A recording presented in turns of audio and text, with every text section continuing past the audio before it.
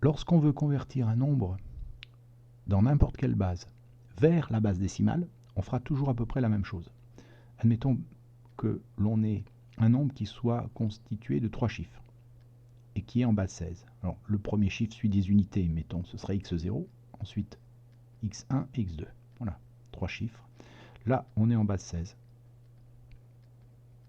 Si on veut le convertir en base décimale, eh bien, il va falloir multiplier chacun de ces chiffres par une puissance de 16. Alors, par exemple, x2, je vais le multiplier par une puissance de 16.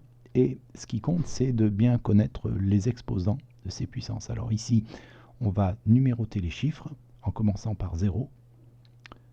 Puis si on en avait d'autres, bien on mettrait d'autres chiffres. Mais en tout cas, le nombre qui est ici va correspondre à l'exposant. Donc ici, on aura x2 fois 16 exposant 2. Ensuite, on va multiplier le chiffre du milieu, x1 fois 16 exposant 1, plus x0 fois 16 exposant 0.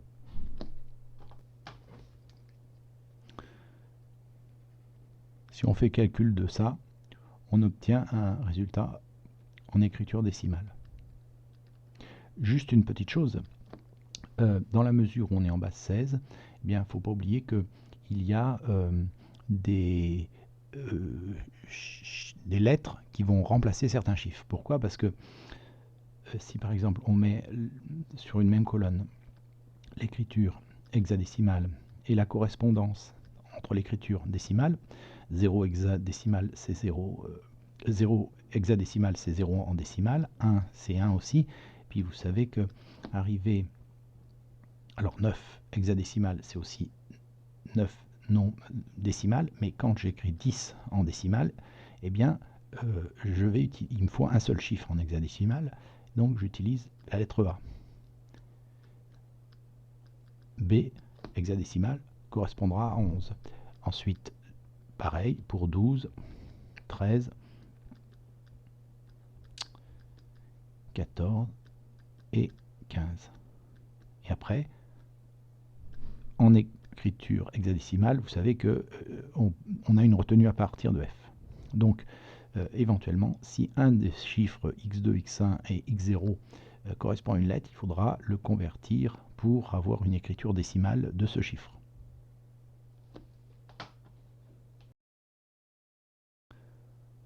Donc on veut convertir le nombre hexadécimal de f, il est constitué du chiffre 2 puis du chiffre f. On va donc appliquer cette formule, on va multiplier 2 par une puissance de 16. Alors je vais rapidement remettre les exposants. Donc ça c'est le premier chiffre, on correspondra à l'exposant 0 de la puissance de 16, et puis le chiffre d'après à l'exposant 1 de la puissance de 16. C'est pour ça qu'ici on aura 2 fois 16 exposant 1 plus f fois 16 exposant 0. Alors évidemment, f, il faut le convertir en écriture décimale lui-même. Donc on aura 2 exposants 2 fois 16, 16 exposant 1 c'est 16, plus f c'est 15, et 16 exposant 0 c'est 1. Donc on fait ce calcul-là et on obtient ce nombre-là qui est en écriture décimale, 47.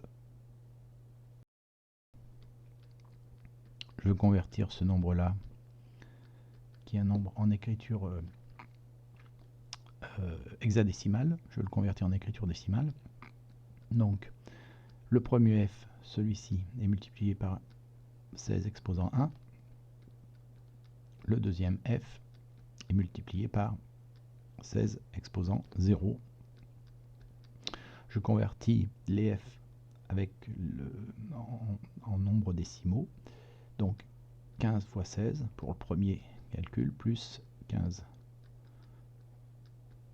16 exposant 0, c'est égal à 1. Au total, 255.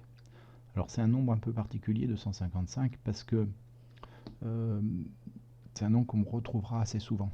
F c'est 255. On peut presque s'en faire un petit formulaire, parce que c'est vraiment quelque chose qu'on retrouve souvent en informatique.